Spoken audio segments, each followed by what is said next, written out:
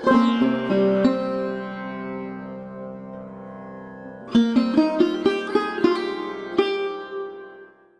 भक्तों, शनिवार के दिन जो भी भक्त सूर्यपुत्र भगवान शनिदेव जी के इस मंत्र का जाप करता है या सुनता भी है तो उसका बुरे से बुरा समय भी अच्छे समय में बदल जाता है। फिर चाहे वह शनि की ढैया हो या साढ़े साती हो, सभी का प्रभाव शनिदेव जी बहुत कम कर देते हैं, क्योंकि जिस व्यक्ति की कुंडली में शनि की ढैया या साढ़े साती का प्रभाव चल रहा होता है, वह व्यक्ति चारों तरफ से समस्याओं से घिर जाता है और धन की कमी हो जाती है। अनावश्यक भाग दौड़ बनी रहती है, कर्ज का बोझ बढ़ने लगता है, घर में कलह होने लगती है, धंधा व्यवसाय चौपट होने लगता है, कोर्ट कचहरी के मामले प्रारंभ हो जाते हैं, प्रतिदिन नई नई बीमारियां उत्पन्न होने लगती हैं। मनुष्य मानसिक, शारीरिक व आर्थिक रूप से बहुत परेशान हो जाता है। कभी कभी तो जिस व्यक्ति के ऊपर शनि की ढैया और साढ़े साती का प्रभाव होता है, वह व्यक्ति मृत्यु तक को भी प्राप्त हो जाता है। कुल मिलाकर ज्योतिषाचार्य का यह कहना है कि शनि की ढैया व साढ़े साती की दशा से खराब दशा कोई नहीं होती है। प्रिय भक्तों, शनि की ढैया व साढ़े साती प्रत्येक मनुष्य के जीवन में कई बार आती है, और जब जब यह दशाएं मनुष्य के जीवन में आती हैं तो मनुष्य को आदि व्याधि से घेर लेती है। प्रिय भक्तों, ज्योतिष आचार्य का तो यहाँ तक कहना है कि जिस व्यक्ति के ऊपर शनि की ढैया या साढ़े साती का प्रभाव चल रहा होता है, वह व्यक्ति अगर अपने हाथ से कोई पशु जैसे गाय, भैंस, बकरी, बैल आदि खरीद कर घर लाए तो वह पशु भी मृत्यु को प्राप्त हो जाता है। प्रिय भक्तों, शनिवार के दिन शनिदेव जी के इस मंत्र का जाप करना या सुनना बहुत ही फलदायी होता है। अगर आप उपरोक्त सभी समस्याओं से पीड़ित हैं, भविष्य में इन समस्याओं से बचना चाहते हैं, तो प्रत्येक शनिवार को शनिदेव जी के इस मंत्र का जाप अवश्य करना चाहिए। प्रिय भक्तों, शनिदेव का यह मंत्र बहुत ही सरल है, इसे कोई भी व्यक्ति जाप कर सकता है। जो भी भक्त शनिदेव का यह मंत्र जाप करता है या सुनता है, वह कभी भी उपरोक्त समस्याओं से पीड़ित नहीं हो सकता है, उसका जीवन सुख में व्यतीत होता है। तो प्रिय भक्तों, आइए सच्चे मन से सूर्यपुत्र शनिदेव जी महाराज का यह दिव्य मंत्र सुनते हैं।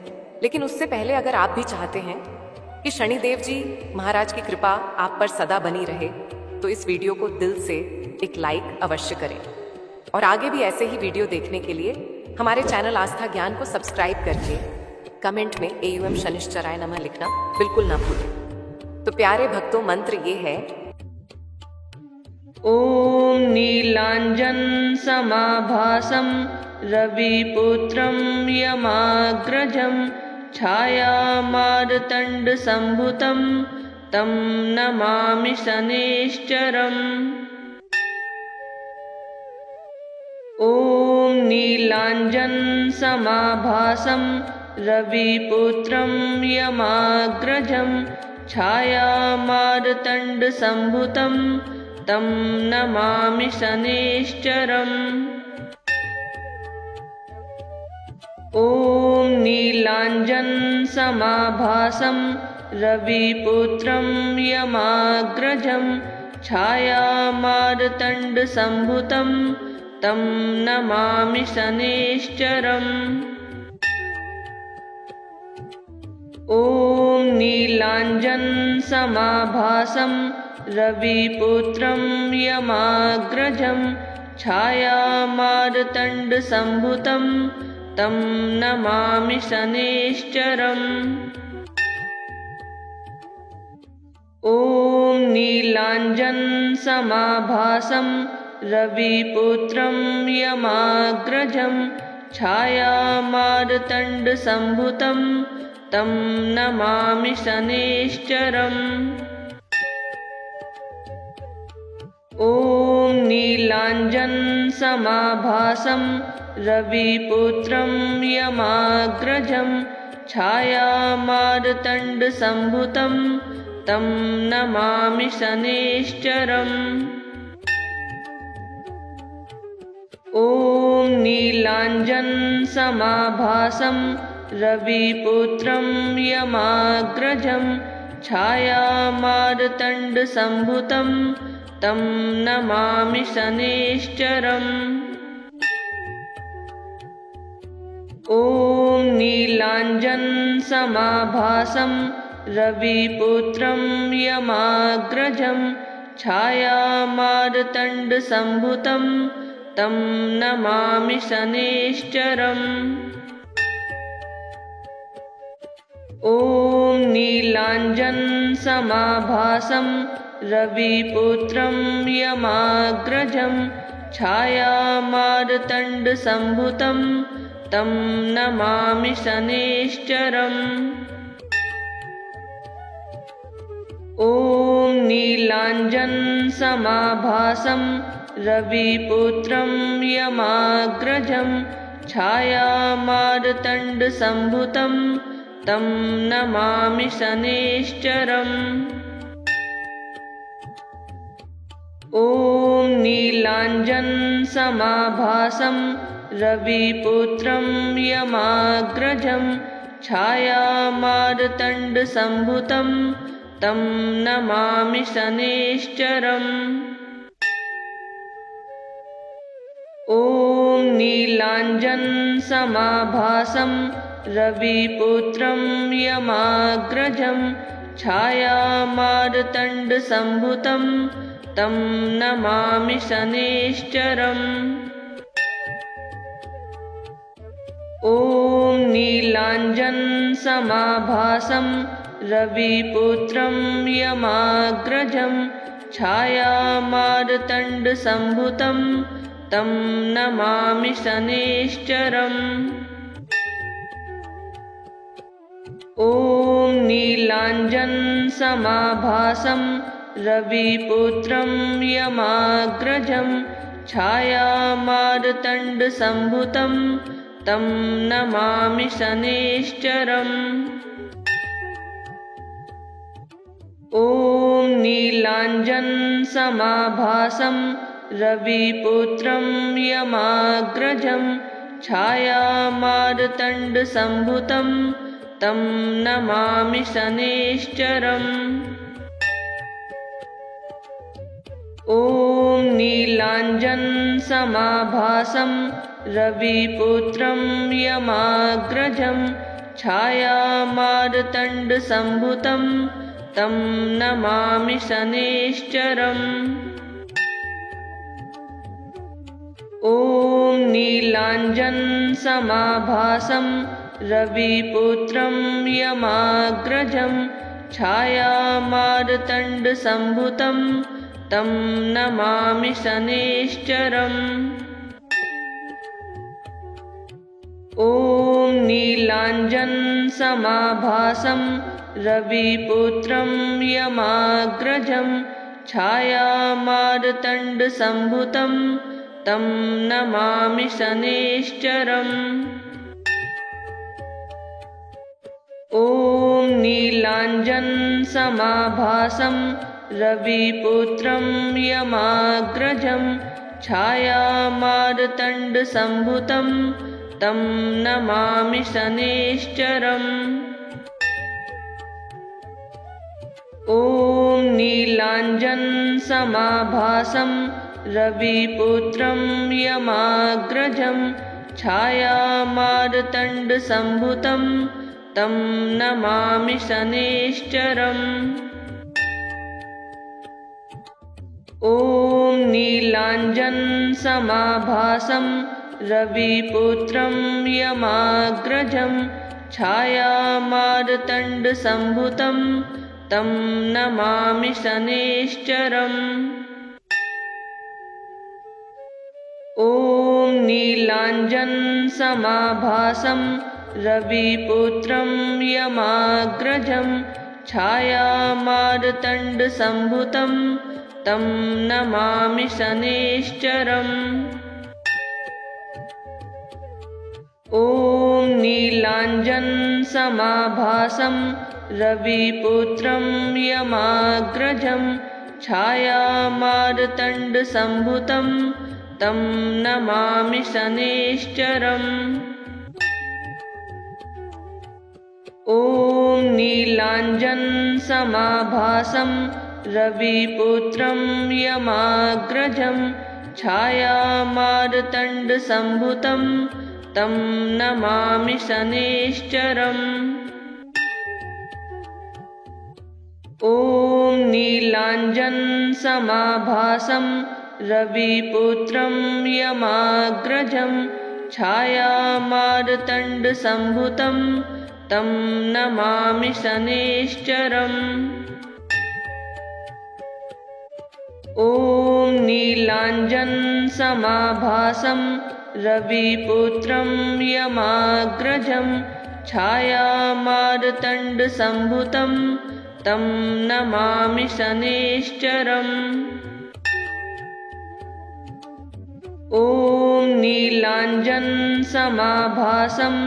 रविपुत्रं यमाग्रजं छायामार्तण्डसम्भुतं तं नमामि शनैश्चरम्। ॐ नीलाञ्जनसमाभासं रविपुत्रं यमाग्रजं छायामार्तण्डसम्भुतं तं नमामि शनैश्चरम्। ॐ नीलाञ्जनसमाभासं रविपुत्रं यमाग्रजं छायामार्तण्डसम्भुतं तं नमामि शनैश्चरम्। ॐ नीलाञ्जनसमाभासं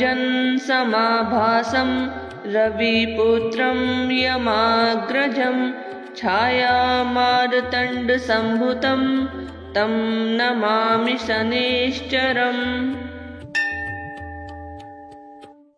ॐ नीलाञ्जनसमाभासं रविपुत्रं यमाग्रजं छायामार्तण्डसम्भुतं तं नमामि शनैश्चरम्।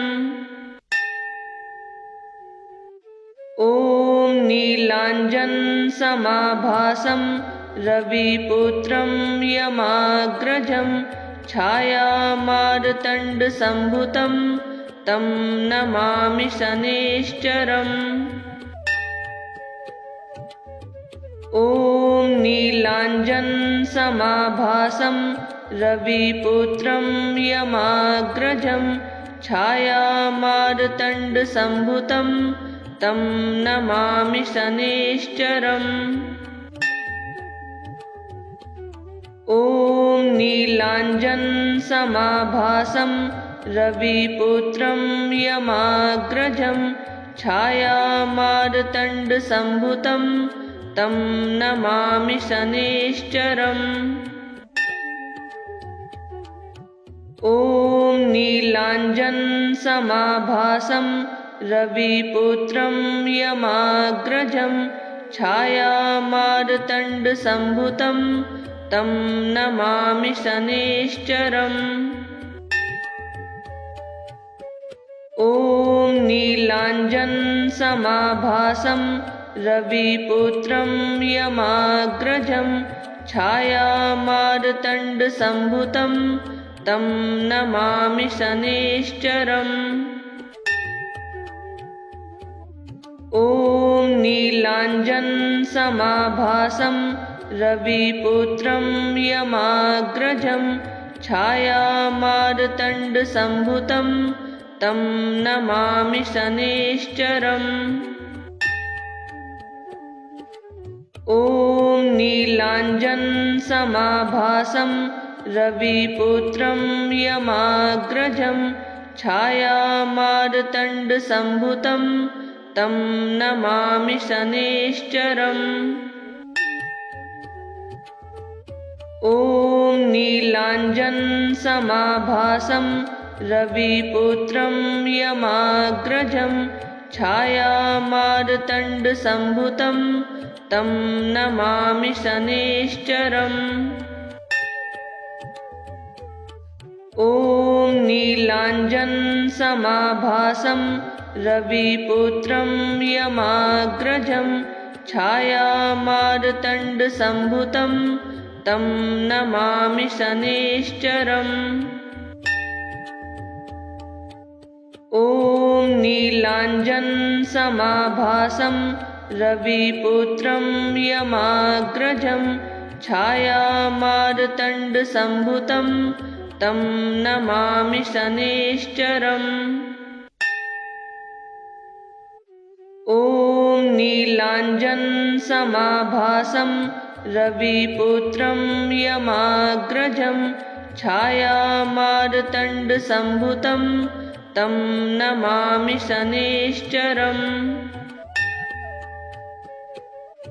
ॐ नीलाञ्जनसमाभासं रविपुत्रं यमाग्रजं छायामार्तण्डसम्भुतं तं नमामि शनैश्चरम्। ॐ नीलाञ्जनसमाभासं रविपुत्रं यमाग्रजं छायामार्तण्डसम्भुतं तं नमामि शनैश्चरम्। ॐ नीलाञ्जनसमाभासं रविपुत्रं यमाग्रजं छायामार्तण्डसम्भुतं तं नमामि शनैश्चरम्। ॐ नीलाञ्जनसमाभासं रविपुत्रं यमाग्रजं छायामार्तण्डसम्भुतं तं नमामि शनैश्चरम्। ॐ नीलाञ्जनसमाभासं रविपुत्रं यमाग्रजं छायामार्तण्डसम्भुतं तं नमामि शनैश्चरम्। ॐ नीलाञ्जनसमाभासं रविपुत्रं यमाग्रजं छायामार्तण्डसम्भुतं तं नमामि शनैश्चरम्। ॐ नीलाञ्जनसमाभासं रविपुत्रं यमाग्रजं छायामार्तण्डसम्भुतं तं नमामि शनैश्चरम्। ॐ नीलाञ्जनसमाभासं रविपुत्रं यमाग्रजं छायामार्तण्डसम्भुतं तं नमामि शनैश्चरम्। ॐ नीलाञ्जनसमाभासं रविपुत्रं यमाग्रजं छायामार्तण्डसम्भुतं तं नमामि शनैश्चरम्। ॐ नीलाञ्जनसमाभासं रविपुत्रं यमाग्रजं छायामार्तण्डसम्भुतं तं नमामि शनैश्चरम्। ॐ नीलाञ्जनसमाभासं रविपुत्रं यमाग्रजं छायामार्तण्डसम्भुतं तं नमामि शनैश्चरम्। ॐ नीलाञ्जनसमाभासं रविपुत्रं यमाग्रजं छायामार्तण्डसम्भुतं तं नमामि शनैश्चरम्। ॐ नीलाञ्जनसमाभासं रविपुत्रं यमाग्रजं छायामार्तण्डसम्भुतं तं नमामि शनैश्चरम्। ॐ नीलाञ्जनसमाभासं रविपुत्रं यमाग्रजं छायामार्तण्डसम्भुतं तं नमामि शनैश्चरम्। ॐ नीलाञ्जनसमाभासं रविपुत्रं यमाग्रजं छायामार्तण्डसम्भुतं तं नमामि शनैश्चरम्। नीलाञ्जनसमाभासं रविपुत्रं यमाग्रजं छायामार्तण्डसम्भुतं तं नमामि शनैश्चरम्। ॐ नीलाञ्जनसमाभासं रविपुत्रं यमाग्रजं छायामार्तण्डसम्भुतं तं नमामि शनैश्चरम्। ॐ नीलाञ्जनसमाभासं रविपुत्रं यमाग्रजं छायामार्तण्डसम्भुतं तं नमामि शनैश्चरम्। ॐ नीलाञ्जनसमाभासं रविपुत्रं यमाग्रजं छायामार्तण्डसम्भुतं तं नमामि शनैश्चरम्। ॐ नीलाञ्जनसमाभासं रविपुत्रं यमाग्रजं छायामार्तण्डसम्भुतं तं नमामि शनैश्चरम्। ॐ नीलाञ्जनसमाभासं रविपुत्रं यमाग्रजं छायामार्तण्डसम्भुतं तं नमामि शनैश्चरम्। ॐ नीलाञ्जनसमाभासं रविपुत्रं यमाग्रजं छायामार्तण्डसम्भुतं तं नमामि शनैश्चरम्। ॐ नीलाञ्जनसमाभासं रविपुत्रं यमाग्रजं छायामार्तण्डसम्भुतं तं नमामि शनैश्चरम्। ॐ नीलाञ्जनसमाभासं रविपुत्रं यमाग्रजं छायामार्तण्डसम्भुतं तं नमामि शनैश्चरम्। ॐ नीलाञ्जनसमाभासं रविपुत्रं यमाग्रजं छायामार्तण्डसम्भुतं तं नमामि शनैश्चरम्। ॐ नीलाञ्जनसमाभासं रविपुत्रं यमाग्रजं छायामार्तण्डसम्भुतं तं नमामि शनैश्चरम्। ॐ नीलाञ्जनसमाभासं रविपुत्रं यमाग्रजं छायामार्तण्डसम्भुतं तं नमामि शनैश्चरम्। ॐ नीलाञ्जनसमाभासं रविपुत्रं यमाग्रजं छायामार्तण्डसम्भुतं तं नमामि शनैश्चरम्।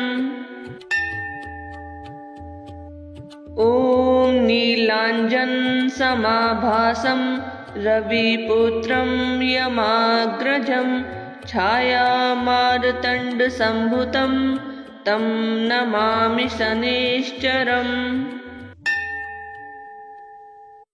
ॐ नीलाञ्जनसमाभासं रविपुत्रं यमाग्रजं छायामार्तण्डसम्भुतं तं नमामि शनैश्चरम्। ॐ नीलाञ्जनसमाभासं रविपुत्रं यमाग्रजं छायामार्तण्डसम्भुतं तं नमामि शनैश्चरम्। ॐ नीलाञ्जनसमाभासं रविपुत्रं यमाग्रजं छायामार्तण्डसम्भुतं तं नमामि शनैश्चरम्। ॐ नीलाञ्जनसमाभासं रविपुत्रं यमाग्रजं छायामार्तण्डसम्भुतं तं नमामि शनैश्चरम्। ॐ नीलाञ्जनसमाभासं रविपुत्रं यमाग्रजं छायामार्तण्डसम्भुतं तं नमामि शनैश्चरम्। ॐ नीलाञ्जनसमाभासं रविपुत्रं यमाग्रजं छायामार्तण्डसम्भुतं तं नमामि शनैश्चरम्। ॐ नीलाञ्जनसमाभासं रविपुत्रं यमाग्रजं छायामार्तण्डसम्भुतं तं नमामि शनैश्चरम्। ॐ नीलाञ्जनसमाभासं रविपुत्रं यमाग्रजं छायामार्तण्डसम्भुतं तं नमामि शनैश्चरम्। ॐ नीलाञ्जनसमाभासं रविपुत्रं यमाग्रजं छायामार्तण्डसम्भुतं तं नमामि शनैश्चरम्। ॐ नीलाञ्जनसमाभासं रविपुत्रं यमाग्रजं छायामार्तण्डसम्भुतं तं नमामि शनैश्चरम्। ॐ नीलाञ्जनसमाभासं रविपुत्रं यमाग्रजं छायामार्तण्डसम्भुतं तं नमामि शनैश्चरम्। ॐ नीलाञ्जनसमाभासं रविपुत्रं यमाग्रजं छायामार्तण्डसम्भुतं तं नमामि शनैश्चरम्। ॐ नीलाञ्जनसमाभासं रविपुत्रं यमाग्रजं छायामार्तण्डसम्भुतं तं नमामि शनैश्चरम्। ॐ नीलाञ्जनसमाभासं रविपुत्रं यमाग्रजं छायामार्तण्डसम्भुतं तं नमामि शनैश्चरम्। ॐ नीलाञ्जनसमाभासं रविपुत्रं यमाग्रजं छायामार्तण्डसम्भुतं तं नमामि शनैश्चरम्। ॐ नीलाञ्जनसमाभासं रविपुत्रं यमाग्रजं छायामार्तण्डसम्भुतं तं नमामि शनैश्चरम्। ॐ नीलाञ्जनसमाभासं रविपुत्रं यमाग्रजं छायामार्तण्डसम्भुतं तं नमामि शनैश्चरम्। ॐ नीलाञ्जनसमाभासं रविपुत्रं यमाग्रजं छायामार्तण्डसम्भुतं तं नमामि शनैश्चरम्। ॐ नीलाञ्जनसमाभासं रविपुत्रं यमाग्रजं छायामार्तण्डसम्भुतं तं नमामि शनैश्चरम्। ॐ नीलाञ्जनसमाभासं रविपुत्रं यमाग्रजं छायामार्तण्डसम्भुतं तं नमामि शनैश्चरम्। ॐ नीलाञ्जनसमाभासं रविपुत्रं यमाग्रजं छायामार्तण्डसम्भुतं तं नमामि शनैश्चरम्। ॐ नीलाञ्जनसमाभासं रविपुत्रं यमाग्रजं छायामार्तण्डसम्भुतं तं नमामि शनैश्चरम्। ॐ नीलाञ्जनसमाभासं रविपुत्रं यमाग्रजं छायामार्तण्डसम्भुतं तं नमामि शनैश्चरम्। ॐ नीलाञ्जनसमाभासं रविपुत्रं यमाग्रजं छायामार्तण्डसम्भुतं तं नमामि शनैश्चरम्। ॐ नीलाञ्जनसमाभासं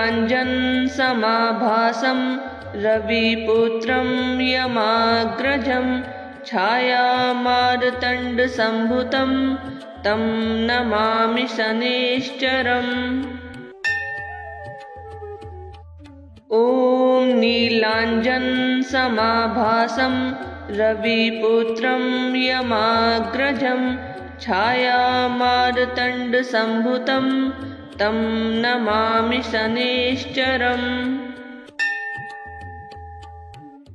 ॐ नीलाञ्जनसमाभासं रविपुत्रं यमाग्रजं छायामार्तण्डसम्भुतं तं नमामि शनैश्चरम्।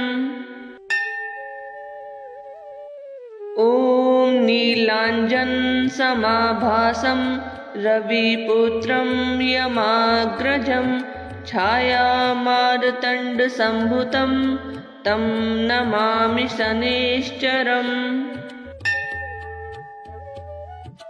ॐ नीलाञ्जनसमाभासं रविपुत्रं यमाग्रजं छायामार्तण्डसम्भुतं तं नमामि शनैश्चरम्।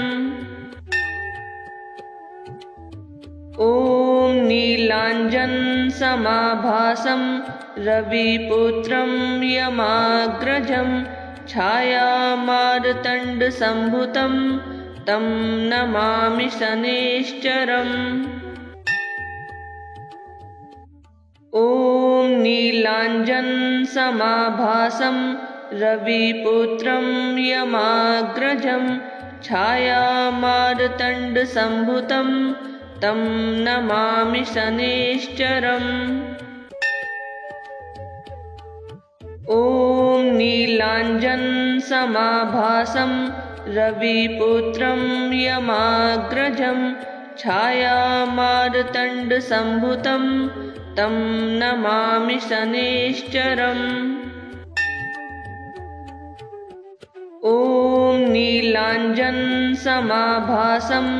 रविपुत्रं यमाग्रजं छायामार्तण्डसम्भुतं तं नमामि शनैश्चरम्। ॐ नीलाञ्जनसमाभासं रविपुत्रं यमाग्रजं छायामार्तण्डसम्भुतं तं नमामि शनैश्चरम्। ॐ नीलाञ्जनसमाभासं रविपुत्रं यमाग्रजं छायामार्तण्डसम्भुतं तं नमामि शनैश्चरम्। ॐ नीलाञ्जनसमाभासं रविपुत्रं यमाग्रजं छायामार्तण्डसम्भुतं तं नमामि शनैश्चरम्। ॐ नीलाञ्जनसमाभासं रविपुत्रं यमाग्रजं छायामार्तण्डसम्भुतं तं नमामि शनैश्चरम्। ॐ नीलाञ्जनसमाभासं रविपुत्रं यमाग्रजं छायामार्तण्डसम्भुतं तं नमामि शनैश्चरम्। ॐ नीलाञ्जनसमाभासं रविपुत्रं यमाग्रजं छायामार्तण्डसम्भुतं तं नमामि शनैश्चरम्। ॐ नीलाञ्जनसमाभासं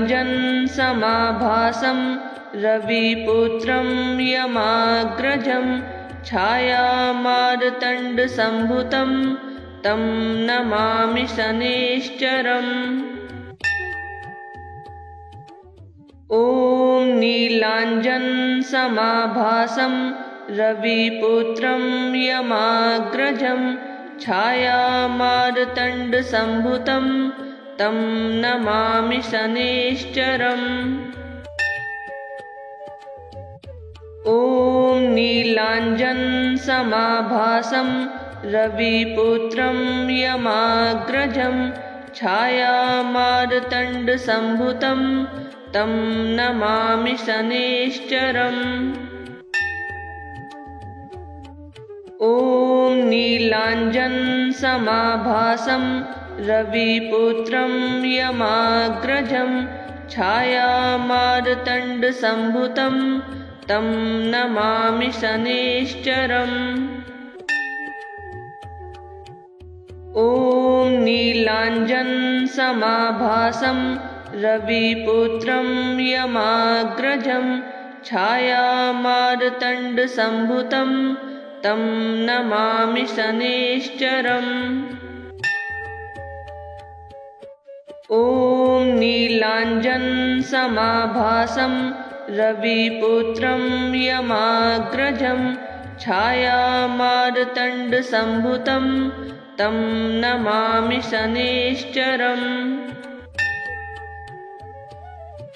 ॐ नीलाञ्जनसमाभासं रविपुत्रं यमाग्रजं छायामार्तण्डसम्भुतं तं नमामि शनैश्चरम्। ॐ नीलाञ्जनसमाभासं रविपुत्रं यमाग्रजं छायामार्तण्डसम्भुतं तं नमामि शनैश्चरम्। ॐ नीलाञ्जनसमाभासं रविपुत्रं यमाग्रजं छायामार्तण्डसम्भुतं तं नमामि शनैश्चरम्। ॐ नीलाञ्जनसमाभासं रविपुत्रं यमाग्रजं छायामार्तण्डसम्भुतं तं नमामि शनैश्चरम्।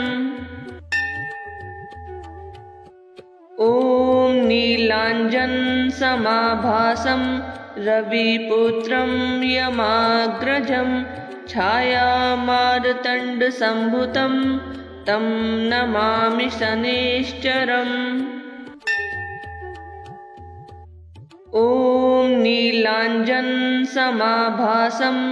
रविपुत्रं यमाग्रजं छायामार्तण्डसम्भुतं तं नमामि शनैश्चरम्।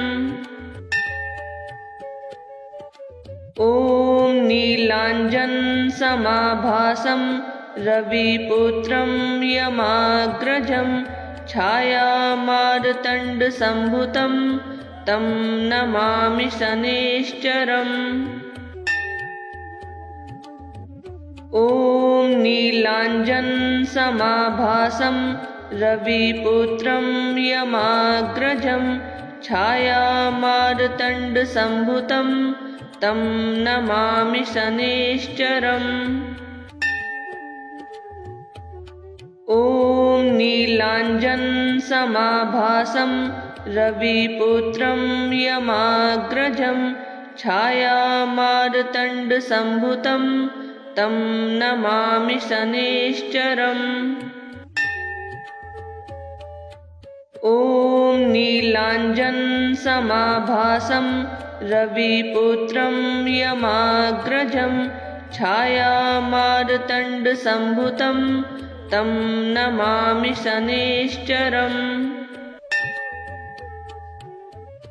ॐ नीलाञ्जनसमाभासं रविपुत्रं यमाग्रजं छायामार्तण्डसम्भुतं तं नमामि शनैश्चरम्।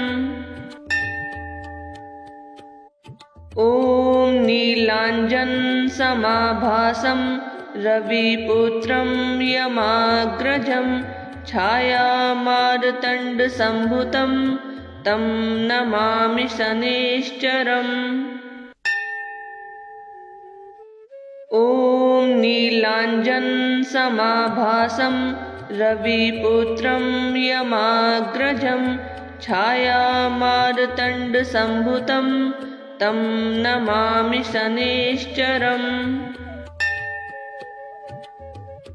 ॐ नीलाञ्जनसमाभासं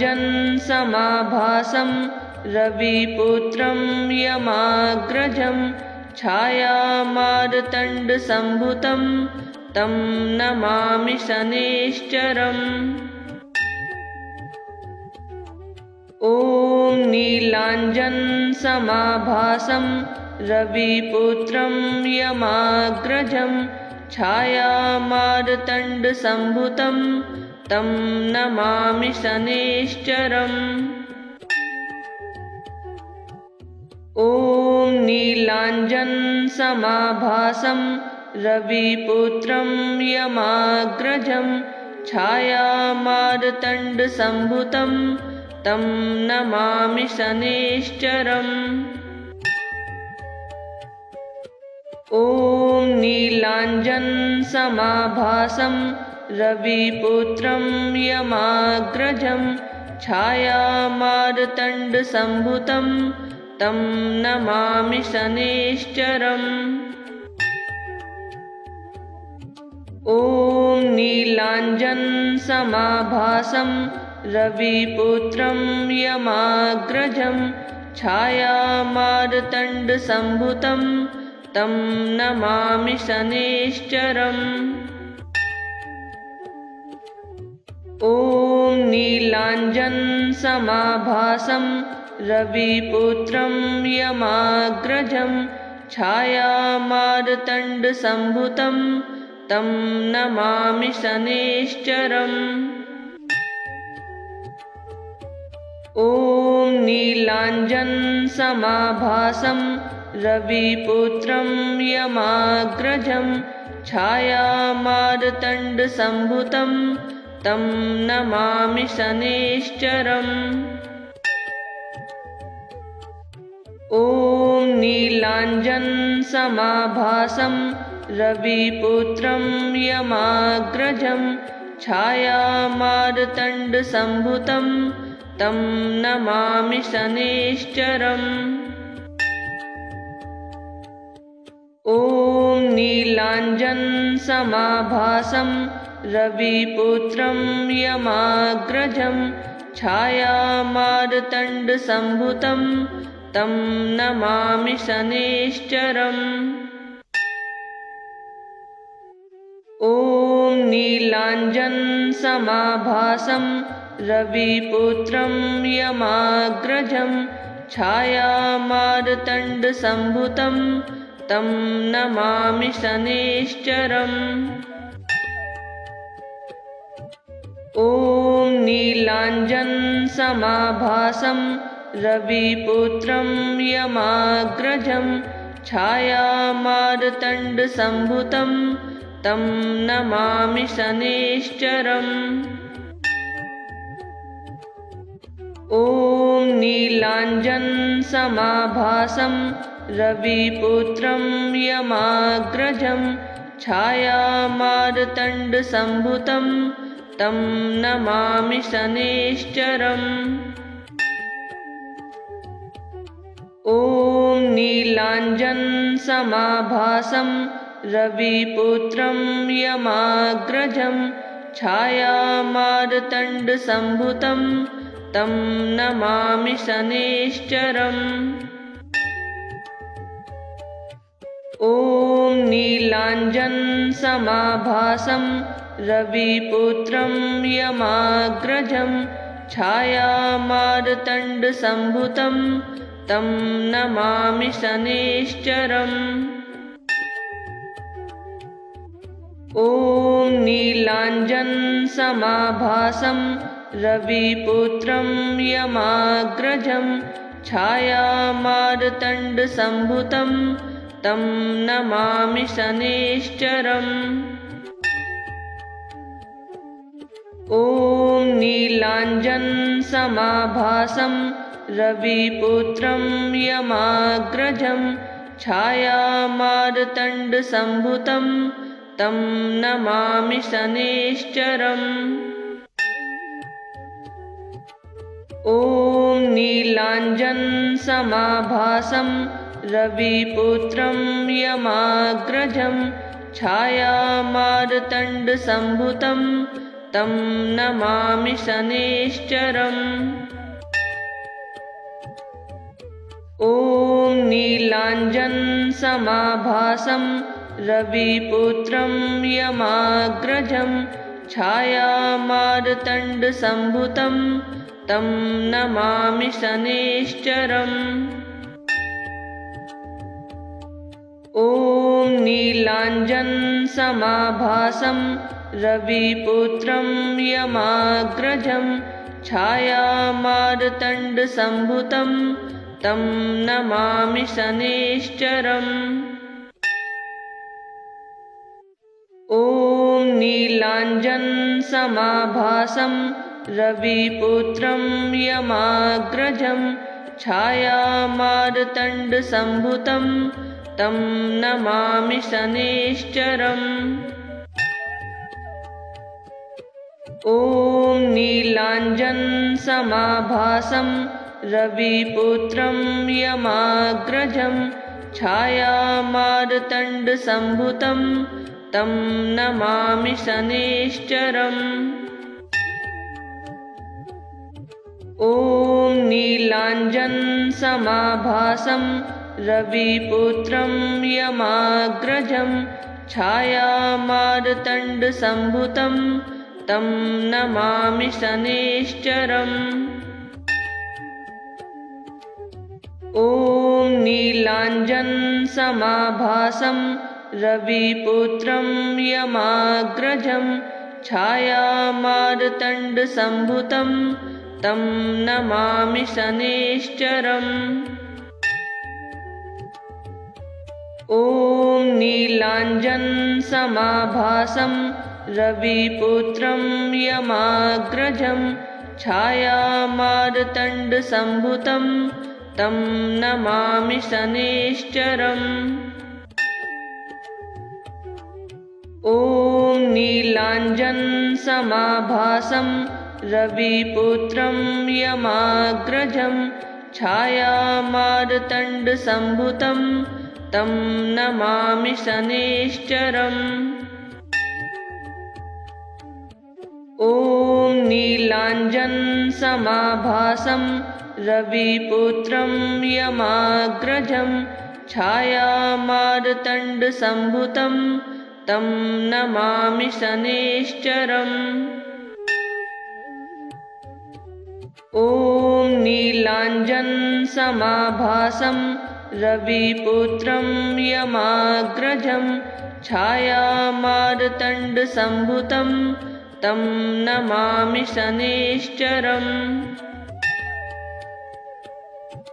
ॐ नीलाञ्जनसमाभासं रविपुत्रं यमाग्रजं छायामार्तण्डसम्भुतं तं नमामि शनैश्चरम्।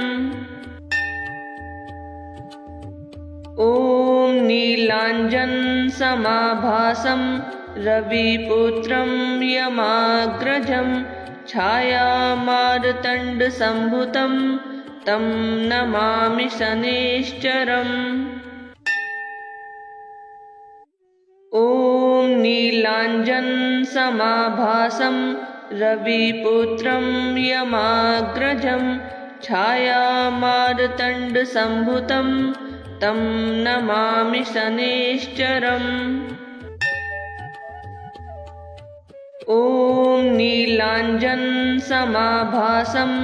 रविपुत्रं यमाग्रजं छायामार्तण्डसम्भुतं तं नमामि शनैश्चरम्।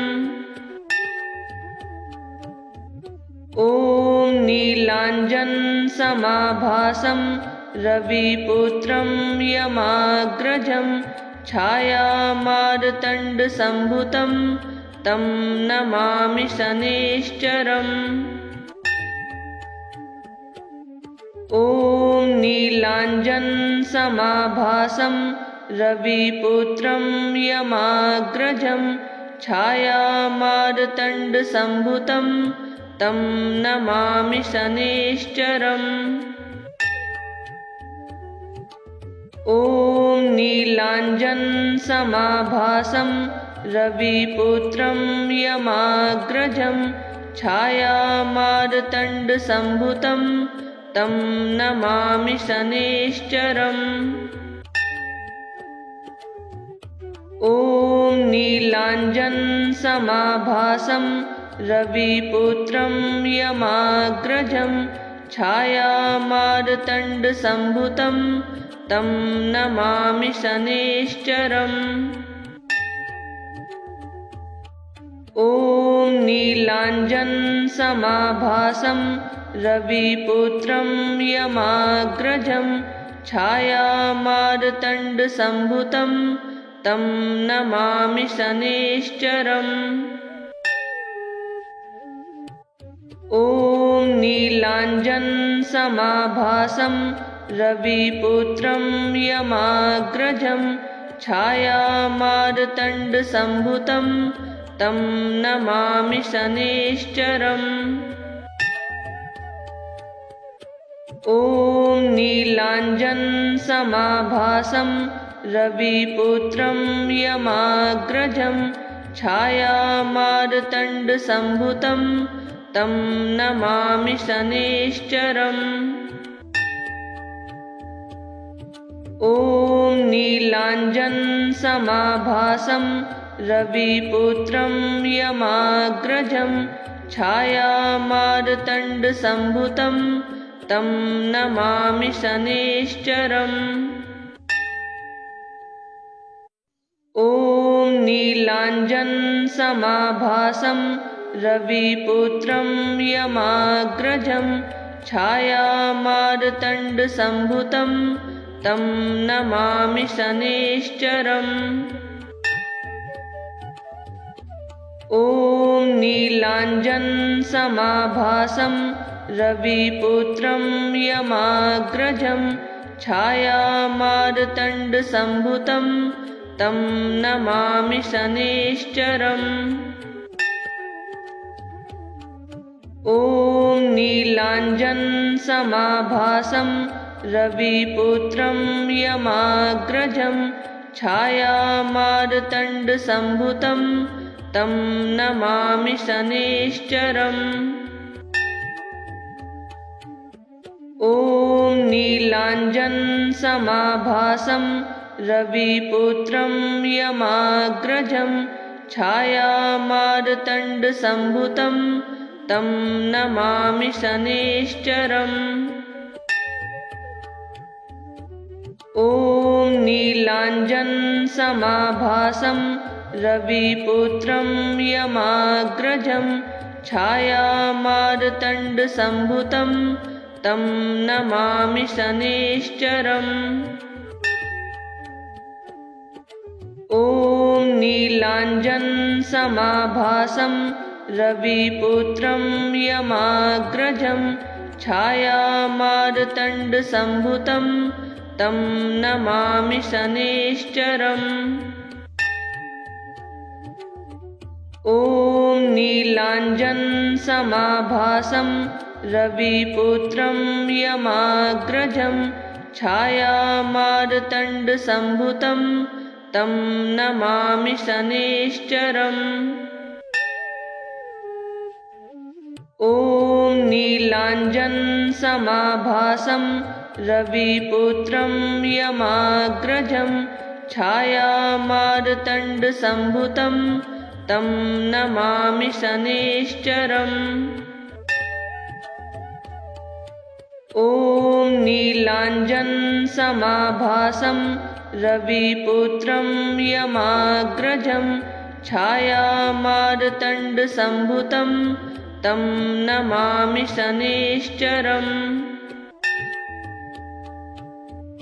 ॐ नीलाञ्जनसमाभासं रविपुत्रं यमाग्रजं छायामार्तण्डसम्भुतं तं नमामि शनैश्चरम्। ॐ नीलाञ्जनसमाभासं रविपुत्रं यमाग्रजं छायामार्तण्डसम्भुतं तं नमामि शनैश्चरम्। ॐ नीलाञ्जनसमाभासं रविपुत्रं यमाग्रजं छायामार्तण्डसम्भुतं तं नमामि शनैश्चरम्। ॐ नीलाञ्जनसमाभासं रविपुत्रं यमाग्रजं छायामार्तण्डसम्भुतं तं नमामि शनैश्चरम्। ॐ नीलाञ्जनसमाभासं रविपुत्रं यमाग्रजं छायामार्तण्डसम्भुतं तं नमामि शनैश्चरम्। ॐ नीलाञ्जनसमाभासं रविपुत्रं यमाग्रजं छायामार्तण्डसम्भुतं तं नमामि शनैश्चरम्। ॐ नीलाञ्जनसमाभासं रविपुत्रं यमाग्रजं छायामार्तण्डसम्भुतं तं नमामि शनैश्चरम्। ॐ नीलाञ्जनसमाभासं रविपुत्रं यमाग्रजं छायामार्तण्डसम्भुतं तं नमामि शनैश्चरम्। ॐ नीलाञ्जनसमाभासं रविपुत्रं यमाग्रजं छायामार्तण्डसम्भुतं तं नमामि शनैश्चरम्। ॐ नीलाञ्जनसमाभासं रविपुत्रं यमाग्रजं छायामार्तण्डसम्भुतं तं नमामि शनैश्चरम्। ॐ नीलाञ्जनसमाभासं रविपुत्रं यमाग्रजं छायामार्तण्डसम्भुतं तं नमामि शनैश्चरम्। ॐ नीलाञ्जनसमाभासं रविपुत्रं यमाग्रजं छायामार्तण्डसम्भुतं तं नमामि शनैश्चरम्। ॐ नीलाञ्जनसमाभासं रविपुत्रं यमाग्रजं छायामार्तण्डसम्भुतं तं नमामि शनैश्चरम्। ॐ नीलाञ्जनसमाभासं रविपुत्रं यमाग्रजं छायामार्तण्डसम्भुतं तं नमामि शनैश्चरम्। ॐ नीलाञ्जनसमाभासं रविपुत्रं यमाग्रजं छायामार्तण्डसम्भुतं तं नमामि शनैश्चरम्। ॐ नीलाञ्जनसमाभासं रविपुत्रं यमाग्रजं छायामार्तण्डसम्भुतं तं नमामि शनैश्चरम्। ॐ नीलाञ्जनसमाभासं रविपुत्रं यमाग्रजं छायामार्तण्डसम्भुतं तं नमामि शनैश्चरम्। ॐ नीलाञ्जनसमाभासं रविपुत्रं यमाग्रजं छायामार्तण्डसम्भुतं तं नमामि शनैश्चरम्। ॐ नीलाञ्जनसमाभासं रविपुत्रं यमाग्रजं छायामार्तण्डसम्भुतं तं नमामि शनैश्चरम्। ॐ नीलाञ्जनसमाभासं रविपुत्रं यमाग्रजं छायामार्तण्डसम्भुतं तं नमामि शनैश्चरम्। ॐ नीलाञ्जनसमाभासं रविपुत्रं यमाग्रजं छायामार्तण्डसम्भुतं तं नमामि शनैश्चरम्।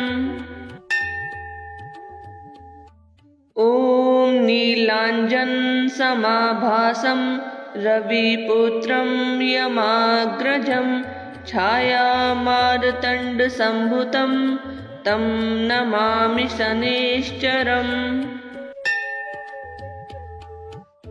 ॐ नीलाञ्जनसमाभासं रविपुत्रं यमाग्रजं छायामार्तण्डसम्भुतं तं नमामि शनैश्चरम्। ॐ नीलाञ्जनसमाभासं रविपुत्रं यमाग्रजं छायामार्तण्डसम्भुतं तं नमामि शनैश्चरम्। ॐ नीलाञ्जनसमाभासं रविपुत्रं यमाग्रजं छायामार्तण्डसम्भुतं तं नमामि शनैश्चरम्। ॐ नीलाञ्जनसमाभासं रविपुत्रं यमाग्रजं छायामार्तण्डसम्भुतं तं नमामि शनैश्चरम्। ॐ नीलाञ्जनसमाभासं रविपुत्रं यमाग्रजं छायामार्तण्डसम्भुतं तं नमामि शनैश्चरम्। ॐ नीलाञ्जनसमाभासं रविपुत्रं यमाग्रजं छायामार्तण्डसम्भुतं तं नमामि शनैश्चरम्। ॐ नीलाञ्जनसमाभासं रविपुत्रं यमाग्रजं छायामार्तण्डसम्भुतं तं नमामि शनैश्चरम्। ॐ नीलाञ्जनसमाभासं रविपुत्रं यमाग्रजं छायामार्तण्डसम्भुतं तं नमामि शनैश्चरम्। ॐ नीलाञ्जनसमाभासं रविपुत्रं यमाग्रजं छायामार्तण्डसम्भुतं तं नमामि शनैश्चरम् ॐ नीलाञ्जनसमाभासं रविपुत्रं यमाग्रजं छायामार्तण्डसम्भुतं तं नमामि शनैश्चरम् ॐ नीलाञ्जनसमाभासं रविपुत्रं यमाग्रजं छायामार्तण्डसम्भुतं